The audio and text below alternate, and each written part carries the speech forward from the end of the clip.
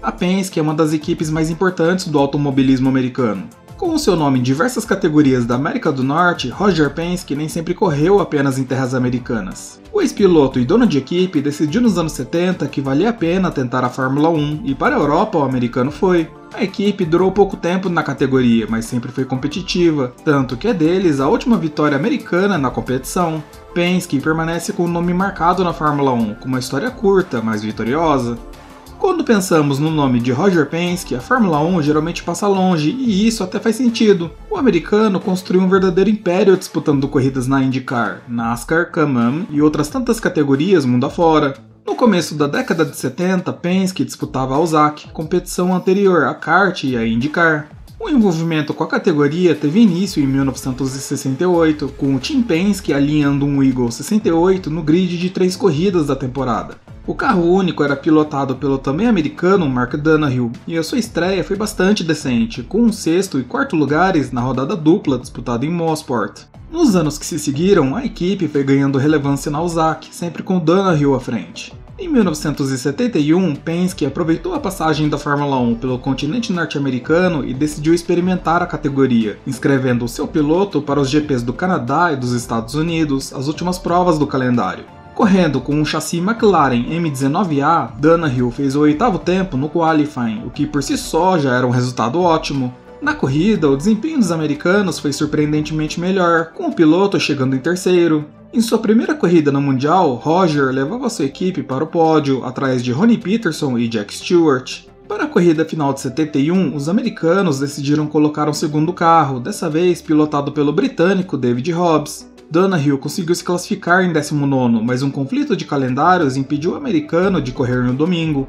Tanto Mark quanto Mario Andretti da Ferrari precisaram viajar para Nova Jersey devido às 300 milhas de Trenton. Sem o seu piloto principal, restou a Penske trabalhar para Hobbs, um piloto mais fraco que Donohue, mas que pilotava pela equipe em outras corridas, como Daytona. Na prova, o piloto até que se saiu bem, terminando o GP em 10º, uma volta atrás de François Sever, o vencedor da corrida. A equipe americana permanecia aumentando a sua estrutura e os resultados melhoravam cada vez mais. Em 72, Donohue venceu as 500 milhas de Indianápolis com o chassi McLaren M16B e, em conjunto principalmente com Gary Bettenhausen, a Penske conseguiu algumas vitórias e pódios na USAC naquele ano e no ano seguinte. Com estrutura e financiamento melhores, a equipe, que já demonstrava vontade em competir na Fórmula 1, decidiu entrar de vez na categoria. Ainda em 73, Roger comprou a fabricante de carros McRae Cars, sediado no Reino Unido. O pequeno construtor produzia carros para a Fórmula 5000 e contava com apenas 6 funcionários. Para dirigir a equipe, Penske transferiu Heinz Hofer de sua equipe na Can-Am para o time de Fórmula 1. Com pouquíssimo tempo para desenvolver o carro, a nova equipe conseguiu construir o chassi Penske PC1 do zero. O carro foi então enviado para a América do Norte para que pudesse ser utilizado nas 2 últimas corridas do ano, da mesma forma que haviam feito anos antes, em 71. Donohue, que havia se tornado o braço direito de Roger na equipe, trabalhava agora como engenheiro e gerente do time. Inquieto com todo o trabalho realizado, o piloto pediu a Roger a permissão para testar o novo modelo e, confiante, pediu ao seu chefe a oportunidade de correr com o carro nos 2 GPs. Penske aceitou a proposta e Donohue estava de volta às pistas, exclusivamente para a Fórmula 1. O PC1 tinha design de Geoff Ferris e contava com um monocoque feito em alumínio. O motor seria o tradicional Ford Cosworth DFV de 3 litros, utilizado por praticamente todo o grid. E tal como a maioria das equipes, a caixa de câmbio também seria a FG400 da Hewland. O peso do carro ficou por volta dos 582 kg, com o motor produzindo 485 bhp. Em sua primeira prova como construtor de Fórmula 1, Penske teve seu carro largando em 24º.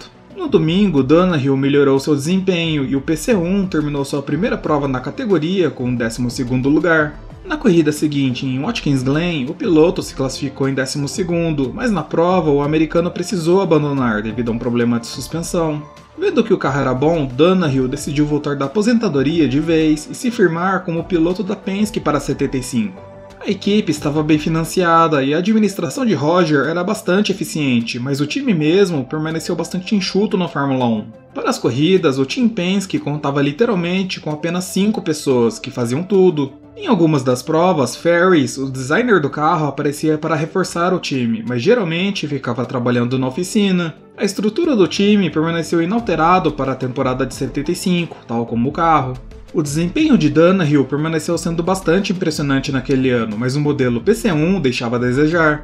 Nas 9 primeiras corridas da temporada, o americano precisou abandonar em 4 delas. Em compensação, nas 5 corridas restantes, Donohue ficou quase sempre acima dos 8 primeiros. O desânimo com o PC1 alcançou seu auge no GP da Grã-Bretanha, quando a Penske e o principal patrocinador tomaram juntos a decisão de trocar o seu chassi pelo March Ford 751. Com o carro novo, o piloto se classificou em apenas 15º e na corrida uma forte chuva atingiu o circuito de Silverstone, fazendo vários carros rodar e bater. Perto do fim, apenas 6 pilotos ainda estavam na pista e a organização decidiu encerrar o GP na volta 56, com Emerson Fittipaldi declarado vencedor. Donohue era um dos poucos pilotos que ainda resistiam no fim, mas ele mesmo acabou batendo. Como a interrupção da prova foi declarada quando ele ainda estava na pista, o piloto conseguiu permanecer com a 5ª posição. No GP seguinte, na Alemanha, Donohue se classificou em 19º e na prova não pôde fazer muito. O americano abandonou após apenas uma volta, devido a um furo de pneu.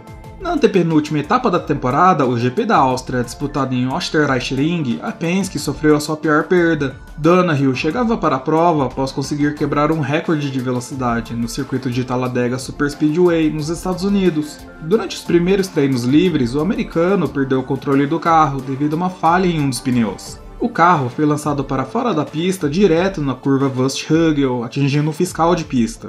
Apesar de toda a violência do acidente, Donohue aparentava estar bem, reclamando apenas de uma dor de cabeça. O americano saiu do carro e foi levado embora para atendimento médico, que não encontrou problemas com ele. No dia seguinte, a dor de cabeça piorou e o piloto foi levado para o hospital de Graz, onde Donohue entrou em coma e poucas horas depois faleceu.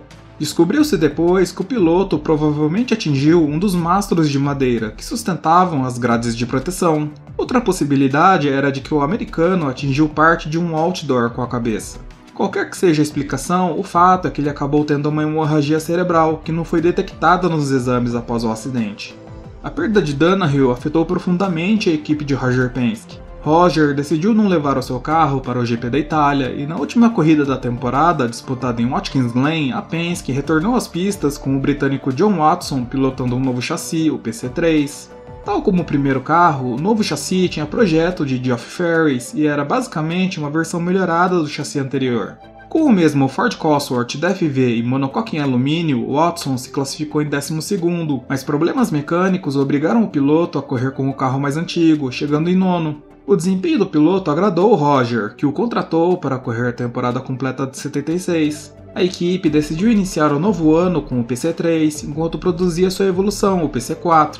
No GP de abertura disputado em Interlagos, Watson se classificou em 8º, mas teve problemas no sistema de combustível, o que provocou um incêndio durante a prova e o abandono. Em Kyalami vieram os primeiros pontos com o 5º lugar. Após uma sequência de resultados ruins, a Penske trocou o modelo antigo pelo novo PC4, um carro cerca de 40 kg mais pesado, mas mesmo assim mais eficiente.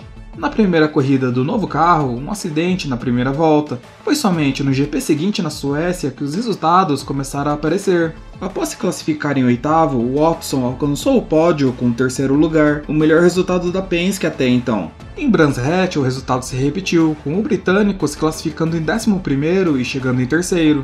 Na Áustria, um ano após a perda de Donohue, a Penske venceu com um desempenho exemplar. Após se classificar em 2º, o britânico assumiu a ponta ainda na largada e lá permaneceu até o fim, apesar dos constantes ataques de Ronnie Peterson. Aquela foi a primeira e única vitória da história da Penske na Fórmula 1 e foi também a primeira vitória de Watson na categoria. O ano terminou para a equipe americana com outros 2 abandonos, 2 resultados medianos e um 6º lugar. No fim do ano, a Penske terminou o campeonato no 5º lugar, com 20 pontos. Embora os resultados e a vitória tenham entusiasmado a equipe, a falta de patrocínio para 77 foi um problema. Sem conseguir financiamento suficiente para se manter, Roger Penske decidiu focar os esforços da equipe na NASCAR e na USAC, utilizando a mesma estrutura utilizada pela equipe da Fórmula 1. 2 dos chassis PC4 construídos e a inscrição acabaram vendidos para a empresa ATS, que entrou na categoria como a equipe ATS Racing Team.